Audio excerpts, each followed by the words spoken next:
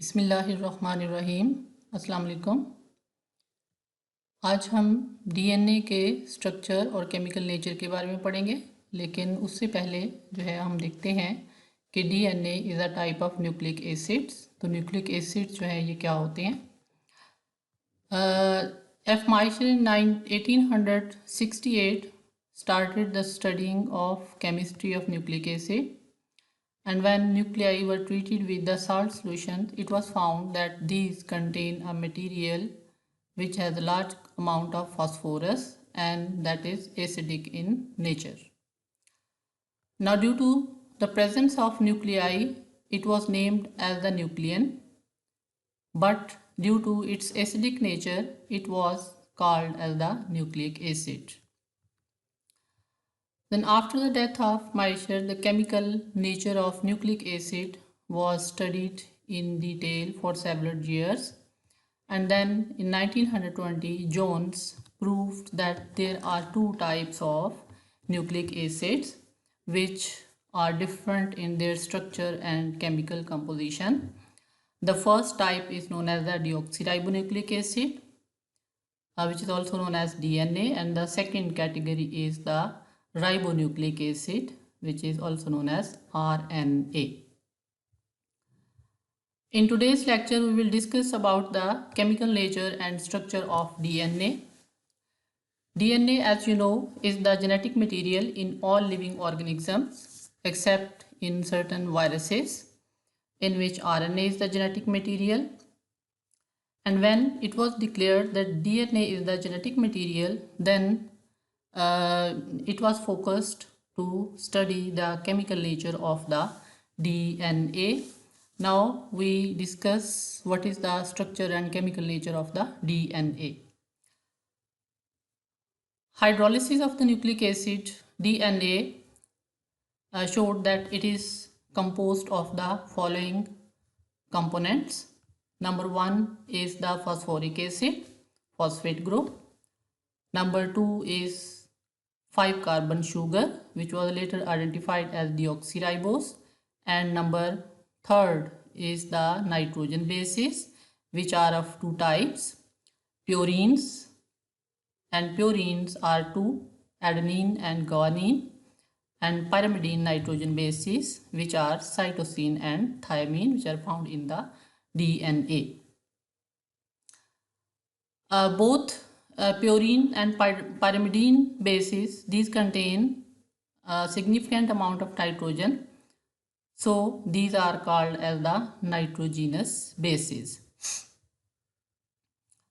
Now we see that DNA is a polymer.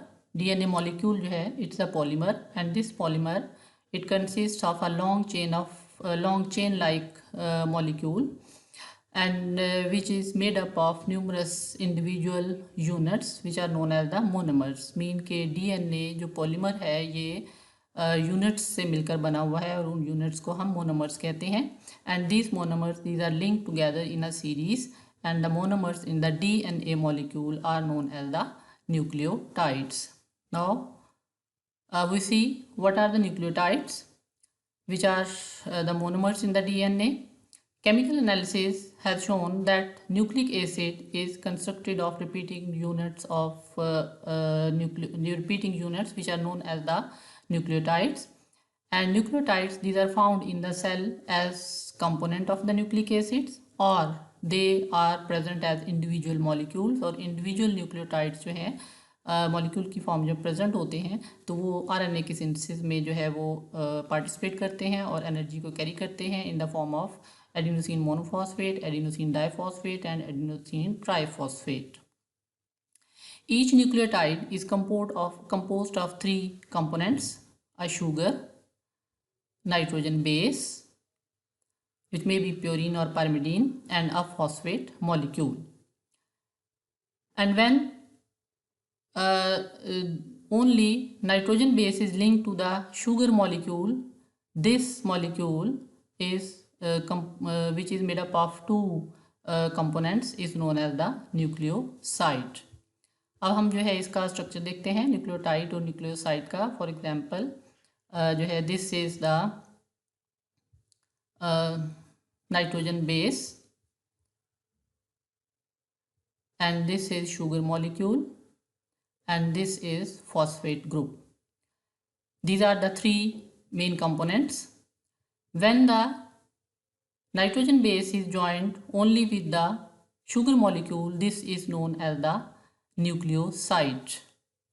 And when the third component, it is also attached with this nucleoside, this is known as the nucleotide. इसको जो है वो हम nucleotide कहेंगे.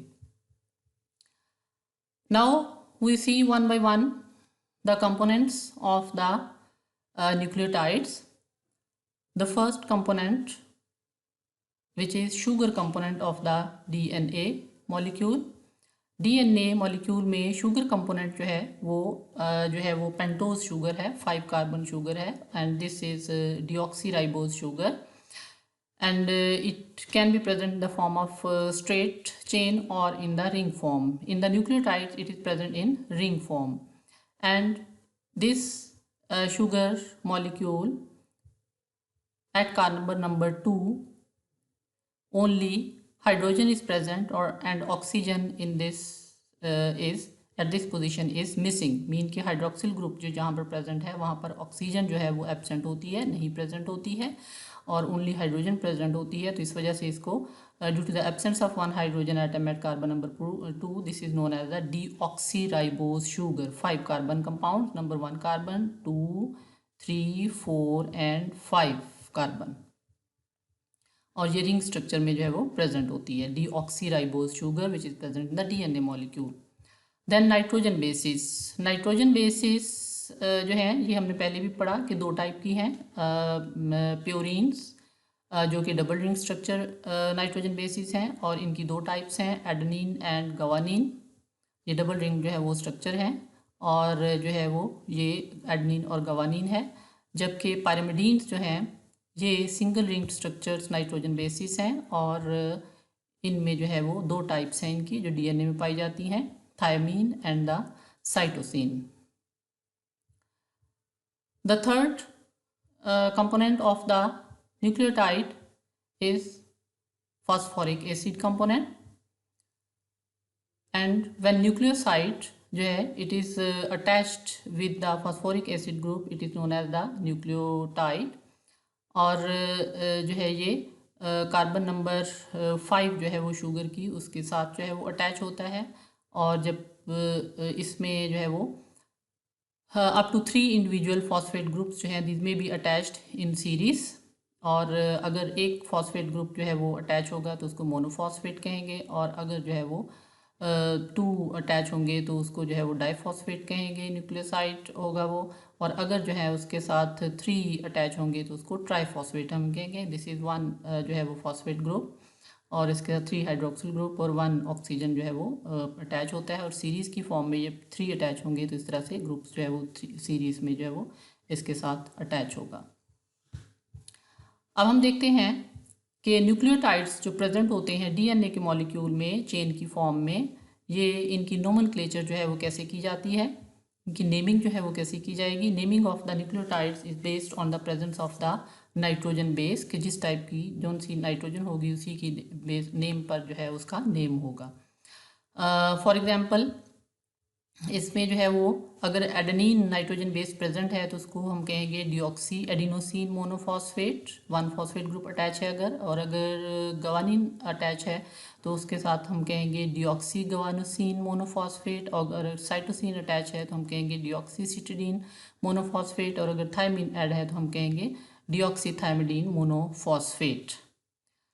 And when these are written present in the nucleotide chain, तो उसमें जो है इनको एब्रीविएट किया जाता है इनके फर्स्ट जो है वो कैपिटल लेटर्स के साथ जो है वो एडेनिन को ए से, गवानीन को जी से, और साइटोसिन को सी से, और थायमीन को जो है वो टी से जो है वो रिप्रेजेंट किया जाता है पर्टिकुलर मॉलिक्यूल के अंदर इसको. अब हम जो है ये जो न्यूक्लियोटाइड्स हमने चारों देखे हैं इनका जो है वो स्ट्रक्चर देखते हैं कि न्यूक्लियोटाइड जो है वो this is the if this is the nitrogen base adenine. Adenine attach to the sugar molecule at carbon number 1 of this, and then phosphate group is attached at carbon number 5 of this. तो this is the adenosine monophosphate. और इसी तरह से ये जो है अगर guanine इसके साथ अटैच है तो गवानोसिन मोनोफॉस्फेट, ये जो है प्योरीन न्यूक्लियोटाइड्स हैं, और पैरामिडीन न्यूक्लियोटाइड जो है वो इसी तरह से अगर जो है वो थायमीन अटैच है तो जो है वो थायमिडीन मोनोफॉस्फेट जो है वो कहेंगे, और अगर जो है वो साइटोसिन अटैच है इसके साथ तो जो है वो सिटिडीन मोनोफॉस्फेट जो है वो कहा जाएगा। तो ये जो है वो न्यूक्लियोटाइड्स हैं 4 जो कि डीएनए में प्रेजेंट होते हैं।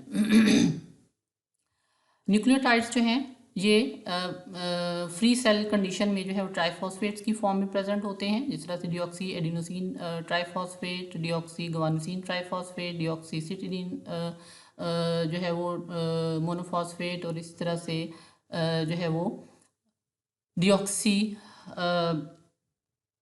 थायमिडीन ट्राइफॉस्फेट।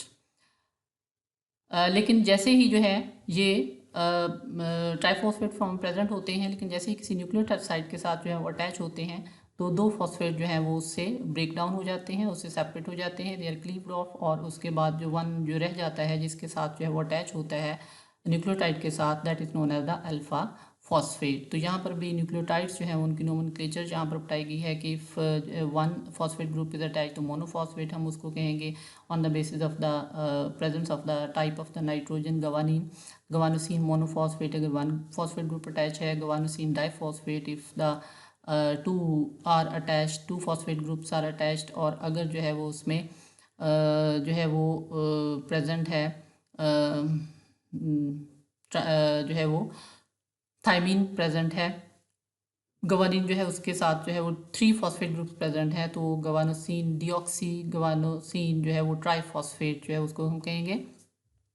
तो इसमें जो है ये जो है वो चारों जो न्यूक्लियोटाइड्स हैं नाइट्रोजन बेसिस हैं उनकी बेस पर जो है यहाँ पर उनकी नोमेनक्लेचर जो है वो की गई है।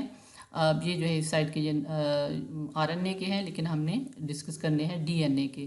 तो deoxy guanosine monophosphate, deoxy guanosine diphosphate, deoxy guanosine triphosphate, और इसी तरह से जो है वो एडेनिन जो है वो डी AMP, और इस तरह से deoxy adenosine diphosphate, deoxy adenosine triphosphate, और इस तरह से सिटिडीन और जो है वो थायमिडीन जो है वो।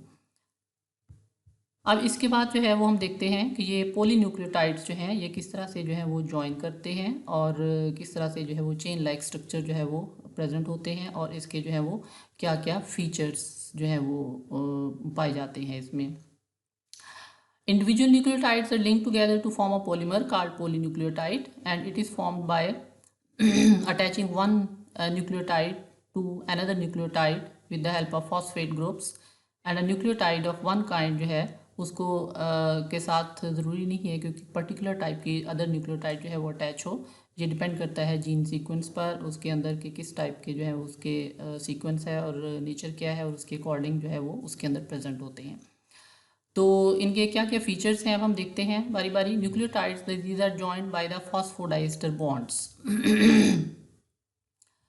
न्यूक्लियोटाइड जो हैं मोनोमर्स ये फॉस्फोडाइस्टर बॉन्ड्स के साथ जो है अटैच होते हैं। फॉस्फो जो है वो फॉस्फोरस एटम को इंडिकेट कर रहा है, और एक फॉस्फेट ग्रुप जो है वो 2 शुगर मॉलिक्यूल के साथ जो है वो 2 बॉन्ड्स जो है डेवलप करता है, ईस्टर 2 बॉन्ड डेवलप करता है, इस वजह से इसको डाई ईस्टर बॉन्ड कहा जाता है। और ये जो है COP के फॉस्फेट ग्रुप का जो ऑक्सीजन है वो जो है वो कार्बन के साथ जो है वो बॉन्ड डेवलप करता है, तो ये 2 ईस्टर बॉन्ड जो है वो डेवलप होते हैं।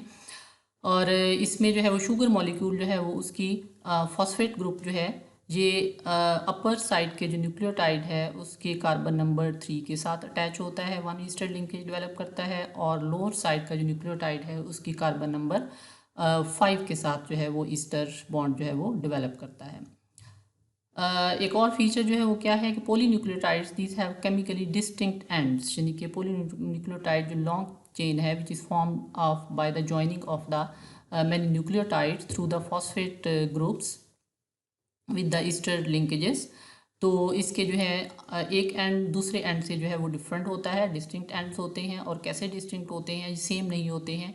1 एंड जो है वो उसको 5' 5 प्राइम और 5 फॉस्फेट टर्मिनस कहा जाता है, और जो है वो इस एंड पर क्या होता है कि 5 कार्बन पर जो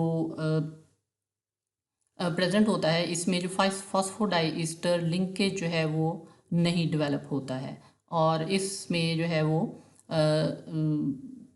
वो ट्राईफॉस्फेट इसके साथ जो है वो 3 फॉस्फेट ग्रुप जो है यहाँ पर अटैच हो जाते हैं, और वो नेक्स्ट किसी उसके साथ जो है वो न्यूक्लियोटाइड के साथ अटैच नहीं होता है। दूसरा एंड जो होता है मॉलिक्यूल का, जिसको 3' 3' और 3 OH टर्मिनस भी कहा जाता है, 3 हाइड्रोक्सिल टर्मिनस भी कहा जाता है।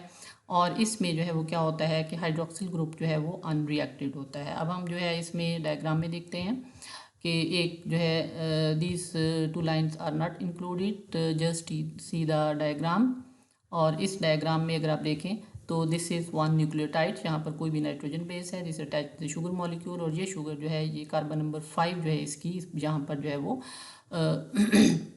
डाइस्टर बॉन्ड डेवलप नहीं हुआ है, मतलब कि दूसरे न्यूक्लियोटाइड के साथ जो है वो अटैच नहीं है। इस वजह से यहाँ पर जो है वो एक मोनोफॉस्फेट ग्रुप के साथ जो है वो 3 फॉस्फेट ग्रुप जो है वो अटैच हैं। तो ये एंड जो है इसको 5 पोजीशन पर जो अनरिएक्टेड मतलब डाइस्टर डेवलप नहीं होता है, तो इसको जो है 5' 5' या 5p टर्मिनस जो है वो हम कहेंगे।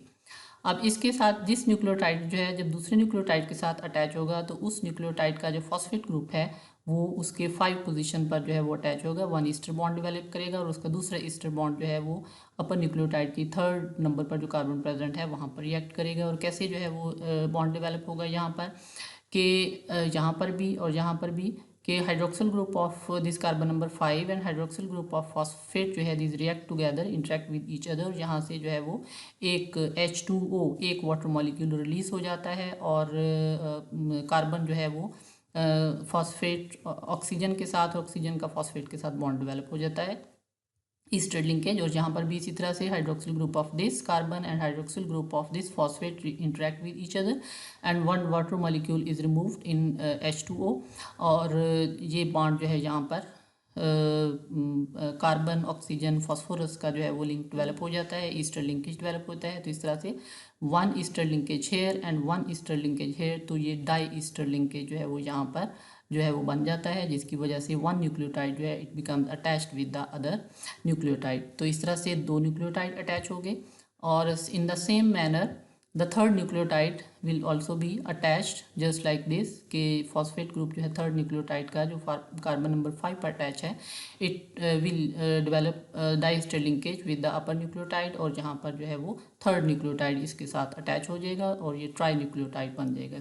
In the same manner many nucleotides will be attached with each other and at the last nucleotide जो है उसमें कार्बन नंबर 3 पर जो हाइड्रोक्सिल ग्रुप प्रेजेंट है, ये जो है वो अनरिएक्टेड है, मीन्स के it is not linked with any phosphate group, कोई ईस्टर लिंकेज जो है वो डेवलप नहीं हुआ है, यहाँ पर फॉस्फेट ग्रुप अटैच नहीं है, तो ये अनरिएक्टेड है और ये हाइड्रोक्सिल ग्रुप है। इस वजह से इसको due to the presence on the 3rd position 3rd carbon of the sugar, hydroxyl group जो है वो अनरिएक्टेड है, तो इस वजह से इसको 3' और 3 OH टर्मिनस जो है वो कहेंगे। तो इस तरह से पॉलीन्यूक्लियोटाइड चेन जो है उसके दोनों एंड जो है वो डिफरेंट होते हैं, डिस्टिंक्ट होते हैं। एक जो है वो 3 टर्मिनस एंड, और दूसरा जो है वो 5 टर्मिनस एंड जो है वो कहलाता है। Polynucleotide, it has a direction.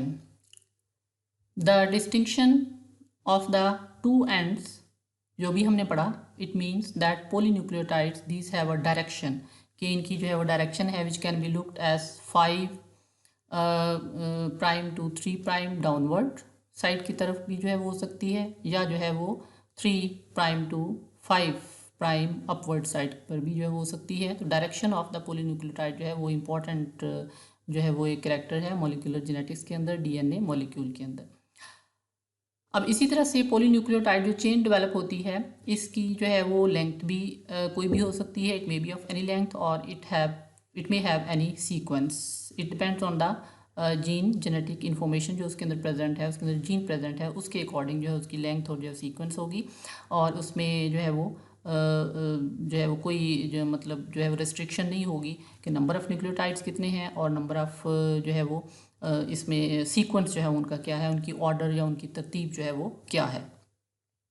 और इसी की वजह से जो है वो डीएनए मॉलिक्यूल जो है वो डिफरेंट फॉर्म्स में जो है वो एग्जिस्ट करता है due to the difference in the sequence and due to the difference in the number of the nucleotides. There is another diagram which is showing the polynucleotide structure of the DNA molecule. One nucleotide phosphodiester linkage, second nucleotide phosphodiester, third and fourth, और इस तरह से long chain जो है वो DNA molecule की जो है वो डेवलप होती है which has two distinct ends and with the direction.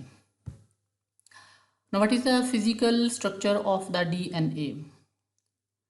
Early 90s में जो है वो DNA की केमिस्ट्री के बारे में बहुत कुछ जाना जा चुका था, जिस तरह के जो कैरेक्टर्स अभी हमने पढ़े कि it is composed of the nucleotides and these are linked together through the phosphodiester bonds to a polynucleotide strand और चेन.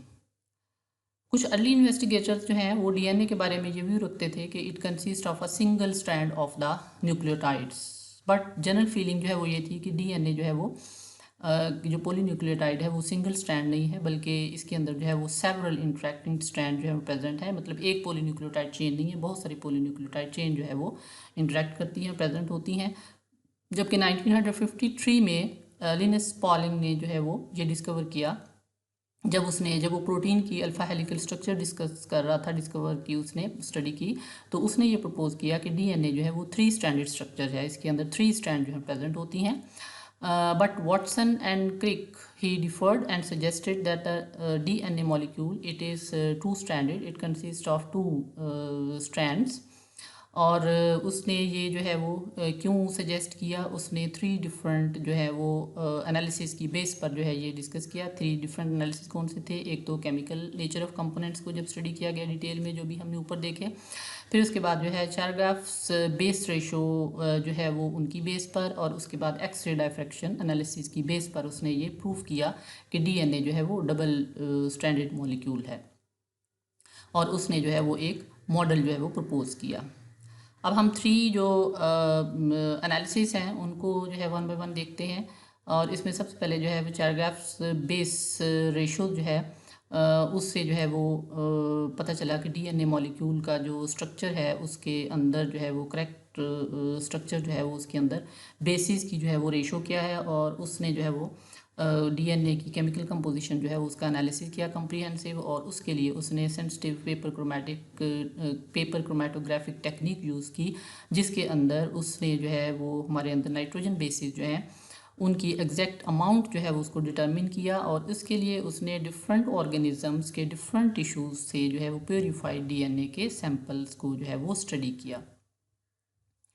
और रिज़ल्ट्स जो हैं उसकी स्टडी के बाद जो रिज़ल्ट जो है उनसे ये पता चला कि mathematical relationship between the proportions of the basis जो है इन एनी सैम्पल जो है वो उसमें जो है एक पाई जाती है. और वो क्या रिलेशनशिप पाई जाती है कि number of adenine residues equals the number of thymines, and in the same way the number of guanines equals the number of the cytosines. Means that adenine is equal to thymine and guanine is equal to cytosine. इसका मतलब ये है कि total प्योरीन्स जो हैं adenine plus जो है वो guanine are equal the total pyrimidines thymine plus cytosine. और यहाँ पर जो है वो कुछ जो है वो उसके रिजल्ट्स जो हैं उनमें जो स्टडी किया उसने उसका जो है वो यहाँ पर जो है वो डाटा दिया गया है. और जिस तरह उसने जो है वो रेशोज जो बेसिस की है डीएनए सैंपल में स्टडी की, और ऑर्गेनिज्म जो है वो कॉ के अंदर उसने थायमीन और एडेनिन जो है 1.04 रेशो थी उसकी, और इस तरह गवानीन साइटोसिन की भी 1 थी. मैन में जो है 1 और जो है वो इस दोनों की 1, और इस तरह से सेलमोन जो है उसके अंदर भी 1.02 और 1.02, और इकोलाई जो है उसके अंदर भी 1.09 और 0.99 थोड़े से डिफरेंस के साथ ऑलमोस्ट जो है वो इक्वल पाएगी. इसी तरह से जो है percentage based composition of some DNA जो है वो भी जो है वो यहाँ पर जो है वो क्लियर है कि ह्यूमन बीइंग जो है उसके लिवर सेल को स्टडी किया गया, तो उसमें एडेनिन और थायमीन जो है वो उनकी जो है वो 30.3 और 30.3 थी, जबकि गवानीन और साइटोसिन जो है 19.5 और 19.9 थोड़े से डिफरेंस के साथ. और इस तरह से माइकोबैक्टीरियम ट्यूबरक्लोसिस जो है वो उसके अंदर एडेनिन और थायमीन 15 और 15.1 और 14.6, और गवानीन साइटोसिन जो है 34.9 और 35 4 जो है माइनर डिफरेंस के साथ, और इस तरह से सी अर्चन जो है उसमें भी सेम परसेंटेज जो है वो कंपोजिशन ऑफ बेसिस जो है वो ऑब्जर्व की गई। फिर इसके बाद जो है वो एक्सरे डाइफेक्शन एनालिसिस जो है वो क्या था कि इसमें जो है ये इंडिकेट करता है कि डीएनए मॉलिक्यूल जो है वो एक हेलिकल स्ट्रक्चर जो है वो शो करता है, और इसकी बेस पर वाटसन क्रिक मॉडल जो है वो इसने अपने मॉडल जो है वो डीएनए का प्रपोज किया, इसको भी जो है वो यूटिलाइज़ किया गया इस एनालिसिस को भी, और उसके अंदर जो है वो डीएनए का सैंपल लिया गया और उसको एक्स रेज के साथ जो है वो बम्बार्ड किया गया। और इस जो है इसमें जो है वो क्या थ्योरी है इसकी कि डीएनए का जो सैंपल है इसको जब जो है वो एक्सरे सोर्स के साथ जो है बम्बार्ड किया जाता है या पास की जाती है इससे, तो ये डीएनए का जो फाइबर है मॉलिक्यूल है इसमें जो है वो आगे जो है फोटोग्राफिक फिल्म जो है x-ray sensitive photographic film use की गई, और उसके बाद उसको जो है जब डेवलप किया गया तो डेवलप करने के बाद जो है वो देखा गया उसका जो है वो सैंपल किस फॉर्म में जो है वो अपीयर हुआ था। तो इसकी थ्योरी जो है वो क्या है कि इसमें the fact that the angles at which the x-rays are deflected on the after passing through a crystal it will determine the 3 dimensional structure of the molecule in the crystal. मतलब जब वो डेवलप करेंगे उसको तो उसकी जो X-rays deflect होंगी वो जो भी इमेज जो है वो बनाएगी तो वो उस एक्चुअली उस मॉलिक्यूल का जो है वो 3 डायमेंशनल स्ट्रक्चर जो है वो मॉलिक्यूलर वो शो करता है। तो और ये फिर जो डिफ्लेक्शन है इसको जो है वो रिकॉर्ड किया जाता है बाय डेवलपिंग, और इसमें जो है वो रिकॉर्डिंग किस सूरत में जो है वो होती है कि इसमें जो है वो क्रिस्टल जो है वो उसको जब पास किया जाता है उससे जो है एक्सरे गुजारी जाती है, तो उसके बाद फोटोग्राफिक फिल्म जो है उसको जब डेवलप किया जाता है तो उसके अंदर उसके ऊपर जो है वो डार्क स्पॉट्स जो हैं वो अपीयर होते हैं, डार्क जो है वो पॉइंट्स जो हैं वो अपीयर होते हैं, और ये डार्क पॉइंट्स जो हैं इनकी पोजीशन और इनकी जो इंटेंसिटी है वो मॉलिक्यूलर पोजीशन जो है उनकी स्ट्रक्चर जो है वो उसको शो करती है। तो इस तरह से ये जो स्पॉट्स हैं प्रोड्यूस्ड बाय डिफ्रैक्टेड जो है वो एक्स रेज, तो उन स्पॉट्स से उनकी अरेंजमेंट उनकी पोजीशन और उनकी इंटेंसिटी से जो है वो डीएनए मॉलिक्यूल के स्ट्रक्चर जो है उसको डिड्यूस किया जाता है कि इसका जो है वो ये पैटर्न जो है वो उसकी स्ट्रक्चर को जो है वो क्लियर करेगा। फिर ये टेक्निक जो है ये एम विल्किन और आर फ्रैंकलिन जो है उन्होंने जो है वो डेवलप की थी, और उससे जो है वो डीएनए क्रिस्टल जो है वो उनकी क्लियर पिक्चर हासिल की गई थी ली गई थी, और ये सजेस्ट किया गया था on the basis of this experiments कि डीएनए मॉलिक्यूल जो है it's helix which has 2 regular जो है वो पॉइंट्स, और जो उनकी जो है वो उसमें उनमें मतलब टर्न्स की फॉर्म में या ऐसे पॉइंट्स हैं उसमें कि उनमें से एक की जो हाइट है या लेंथ है वो 34 एंगस्ट्रॉम है, और उसके बाद एक और जो है वो पॉइंट आता है जहाँ पर जो है वो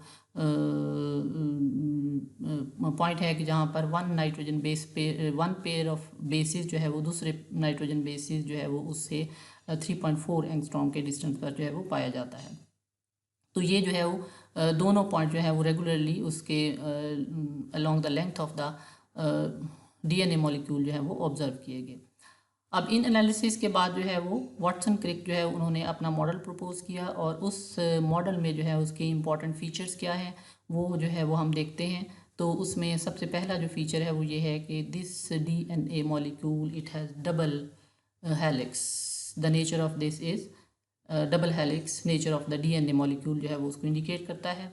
और इसमें जो है वो यानी कि ये बताया गया है कि डीएनए मॉलिक्यूल जो है it is composed of 2 polynucleotide chains, and these 2 polynucleotide chains these are helically coiled, these are twisted in a spiral manner just as the railings of a spiral staircase। यानी कि एक ladder जो है उसको जब spiral वे में जो है वो आप जो है वो टर्न करते हैं तो उस की शेप की जो है वो नज़र आती है। Therefore the DNA molecule is in the form of a double helix, these helices are bonded together in some way, यानी कि ये दोनों हेलिसेस दोनों पोलीन्यूक्लियोटाइड जो स्ट्रैंड्स हैं ये किसी तरह आपस में जो है वो एक दूसरे के साथ जो है वो अटैच हैं। This is the double helix जो है वो 2 polynucleotide chain, this is 1 polynucleotide chain, this is the other polynucleotide chain। और ये जो है एक दूसरे के साथ जो है वो polynucleotide chain जो है वो अटैच है। इस तरह से ये डायग्राम भी देखें तो ये हेलिकली जो है वो coiled है इस तरह से।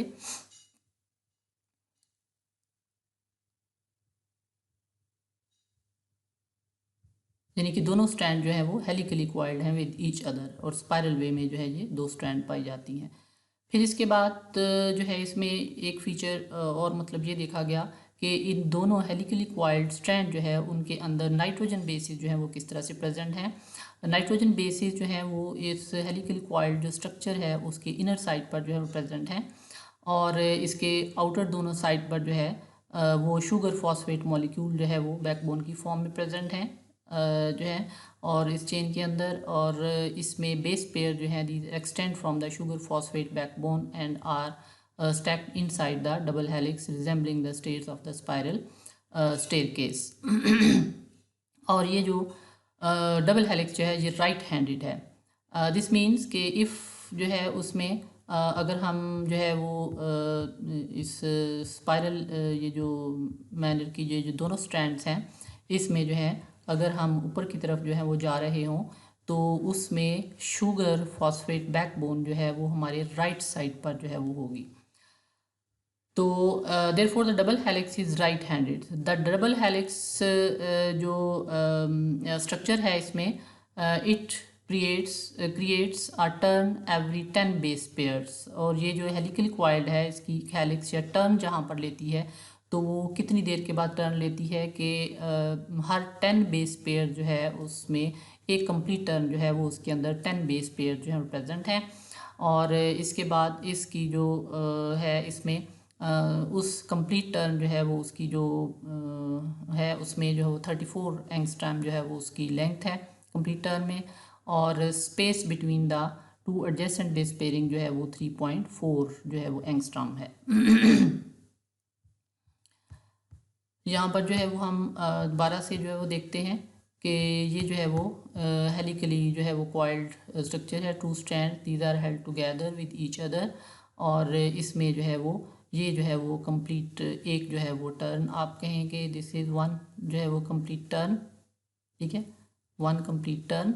और इस कंप्लीट टर्न जो है वो इसकी ये जो लंबाई है ये जो है वो 34 जो है वो एंगस्ट्रॉम है, ठीक है। और इसमें ये जो एक नाइट्रोजन बेस पेयर है उसका दूसरे नाइट्रोजन बेस पेयर से जो डिस्टेंस है वो 3.4 जो है वो एंगस्ट्रॉम है। इस तरह से ये जो है वो मॉलिक्यूल जो है उनको रिप्रेजेंट किया गया है मॉडल में उसके अंदर कि जो है वो डीएनए का स्ट्रक्चर जो है वो हेलिकली कॉइल्ड है, 2 स्ट्रैंड जो हैं दीज आर हेलिकली कॉइल्ड। और इसमें इस ये जो दोनों हेलिकली कॉइल्ड जो स्ट्रैंड्स हैं पॉलीन्यूक्लियोटाइड चेन्स हैं इनकी जो विड्थ है दैट इज़ अबाउट 20 एंगस्ट्रॉम। अब इसमें जो है वो देखते हैं हम कि इसका और जो है वो क्या फीचर है, base pairing and hydrogen bonding. अब इसमें ये जो पीछे हमने जो है वो देखा डायग्राम में कि ये जो हाइड्रोजन बेसिस हैं inside this these are 2 helically coiled जो है वो स्ट्रैंड, तो ये बेसिस आपस में जो है वो किस तरह से लिंक्ड हैं, बेस पेयर्स जो बने हुए हैं वो किस तरह से आपस में जो है वो लिंक्ड हैं। तो इट वाज फाउंड कि ये जो दोनों बेसिस एक पेयर के अंदर जो 2 नाइट्रोजन बेसिस हैं ये आपस में हाइड्रोजन वीक हाइड्रोजन बॉन्डिंग की वजह से जो है वो एक दूसरे के साथ जो है वो लिंक्ड है, उनमें बॉन्ड डेवलप होता है। और ये बॉन्ड जो है वो किस तरह से डेवलप होता है, अगर हम इस चेन को जो है वो स्ट्रेट करके देखें, हेलिक्स को डबल हेलिक्स स्ट्रक्चर को जो है वो उसको अगर हम जो है वो स्ट्रेट करके देखें तो इसमें जो है ये देखा गया कि वाटसन क्रिक जो है उसने ये प्रूफ किया कि ये नाइट्रोजन बेसिस जो है वो आपस में स्पेशल तरीके से जो है वो ज्वाइन होती हैं, एक दूसरे से जो है वो अटैच होती हैं।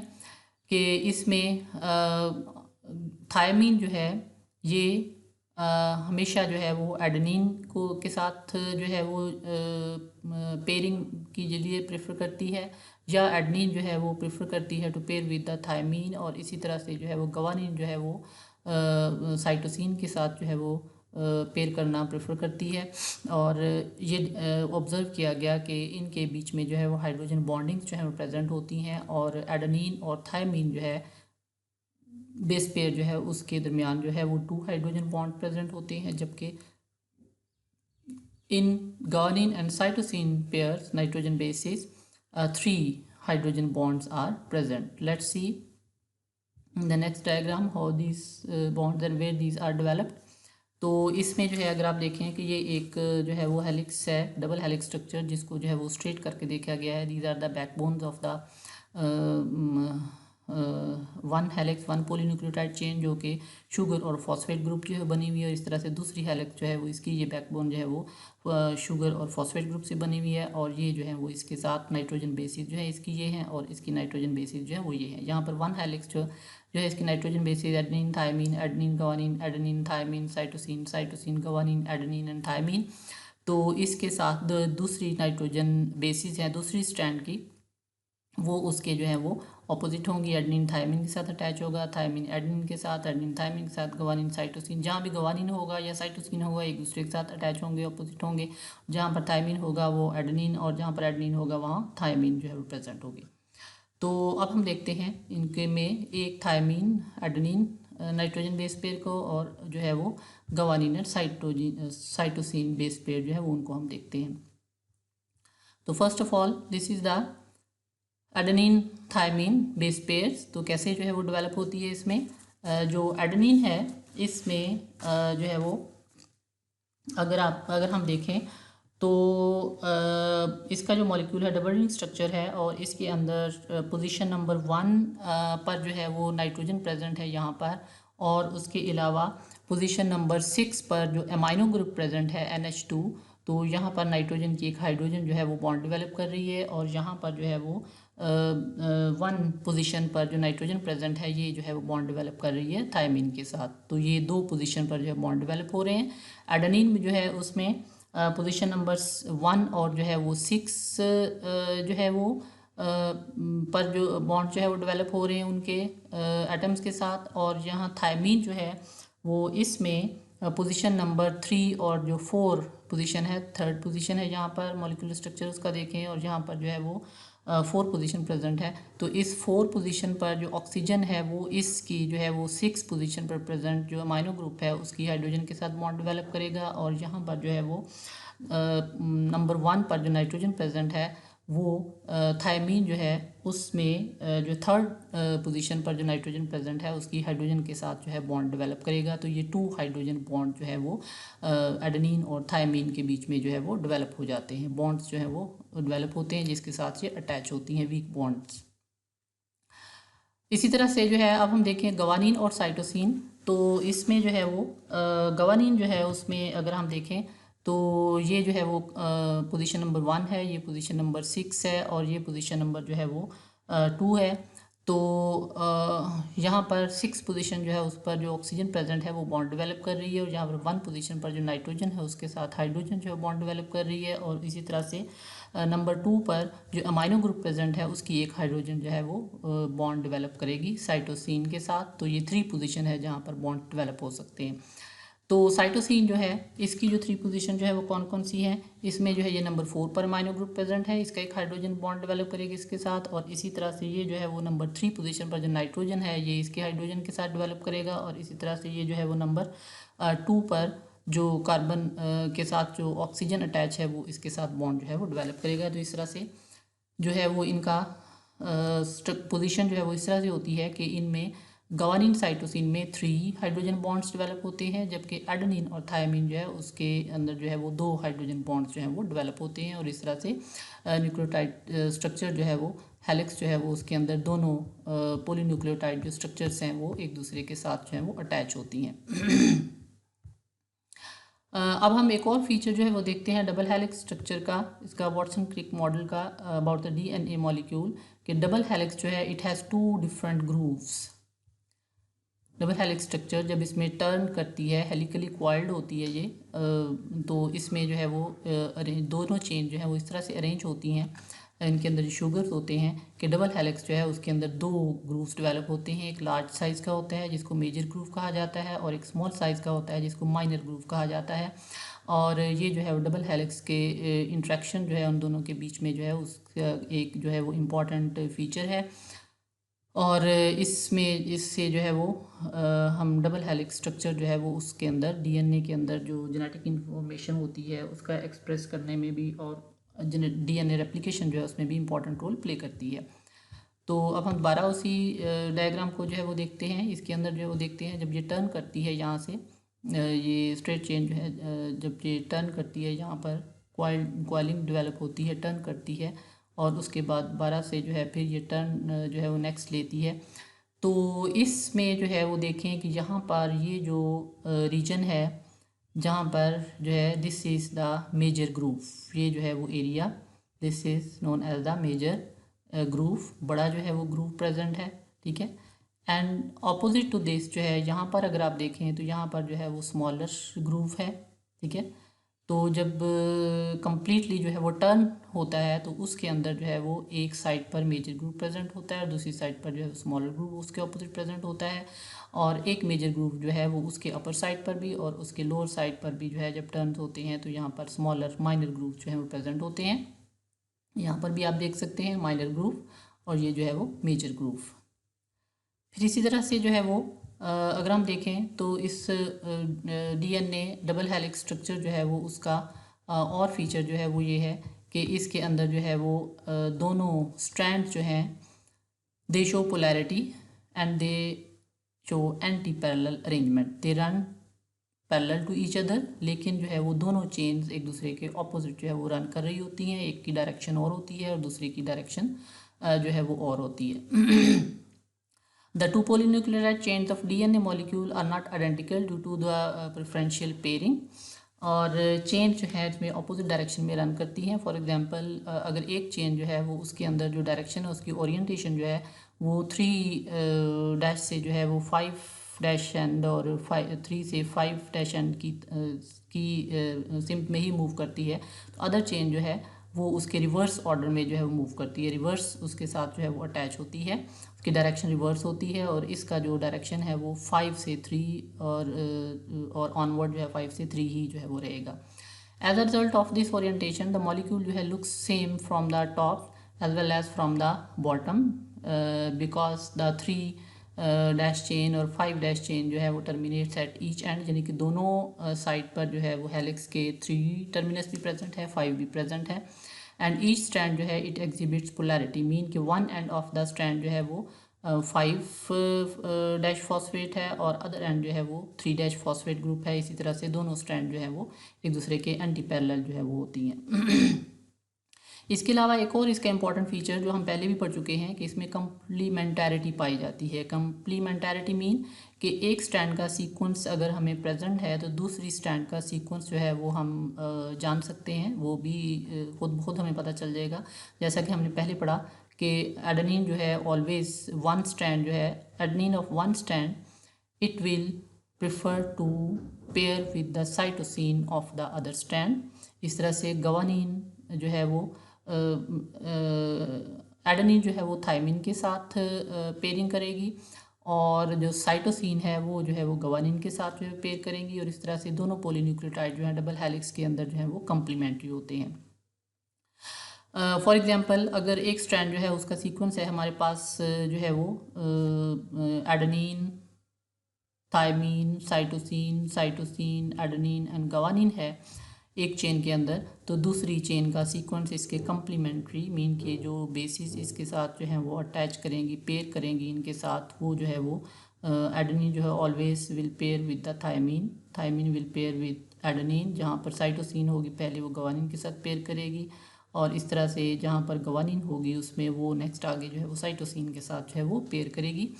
तो ये जो है वो complementarity it provides a possible mechanism for the accuracy of the DNA replication। DNA की replication जब वन DNA मॉलिक्यूल से 2 डॉटर DNA मॉलिक्यूल करते हैं तो इन्हीं स्ट्रैंड्स की complementarity जो है वो इसी फीचर की बेस पर जो है उसके अंदर रेगुलरिटी जो है वो आती है। जो दो सेपरेट होंगी पेरेंट DNA मॉलिक्यूल की स्ट्रैंड तो उनके कम्प्लीमेंट्री स्ट्रैंड जब बनेगी ऑपोजिट दो तो वो दो new daughter molecule like the parental molecule जो है दिस विल बी डेवलप्ड।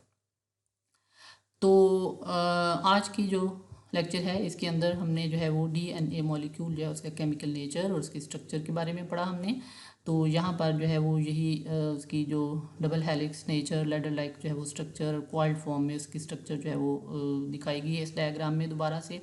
और इसमें जो है यहाँ पर शॉर्ट डिस्टेंस जो है वो उस पर नाइट्रोजन बेसिस जो है वो न्यूक्लियोटाइड्स जो है उनका जो है वो सीक्वेंस भी जो है वो दिखाया गया है, कम्प्लीमेंट्री सीक्वेंस के nitrogen base of this strand जो है वो एडेनिन है तो उसके ऑपोजिट जो है नाइट्रोजन बेस वो थायमीन होगी। और अगर यहाँ पर इसमें जो है वो गवानीन है तो उसके कम्प्लीमेंट्री नेक्स्ट जो है वो साइटोसिन होगी। और 3 हाइड्रोजन बॉन्ड जो है वो उसके अंदर डेवलप होंगे। थायमीन जो है वो नेक्स्ट आगे एडेनिन के साथ जो है वो पेयर करेगी 2 हाइड्रोजन बॉन्ड्स के साथ, और इस तरह से साइटोसिन गवानीन के साथ, और इसी तरह से ये सीक्वेंस जो है वो कंटिन्यू रहते हैं। And the both strand they are complementary with each other, they are anti parallel to each other. Both strand जो है उनकी डायरेक्शन जो है वो अपोजिट होती है। और इनमें अदर फीचर जो हमने पढ़े हैं कि इसकी जो विड्थ है इसकी जो है वो 20 एंगस्ट्रॉम है, और इस तरह से ये जो है वो इसकी 34 एंगस्ट्रॉम है। 1 कंप्लीट टर्न जो है वो 34 एंगस्ट्रॉम है, और 1 कंप्लीट टर्न जो है वो उसके अंदर 10 नाइट्रोजन बेस पेयर जो है प्रेजेंट होते हैं, और एक नाइट्रोजन बेस पेयर दूसरे नाइट्रोजन बेस पेयर से 3.4 एंगस्ट्रॉम जो है उसके डिस्टेंस पर जो है होती है। और इस तरह से एक और फीचर भी है कि एक फॉस्फेट ग्रुप जो है वो दूसरे फॉस्फेट ग्रुप से उसका डिस्टेंस जो है वो 7 एंगस्ट्रॉम जो है वो होता है। तो ये आज का जो टॉपिक है हमारा कंप्लीट हो गया with the structure of the DNA molecule, जिसमें हमने उसकी कंपोनेंट्स के बारे में पढ़ा, और कंपोनेंट जो है वो उसका केमिकल नेचर, और उसमें जो है वो पॉलीन्यूक्लियोटाइड चेन किस तरह से बनती है, उसके क्या फीचर्स हैं, और इस तरह से डबल स्ट्रैंडेड उसका जो स्ट्रक्चर है, डबल हेलिक्स नेचर उसकी, उसके फीचर जो हैं वो हमने पढ़े।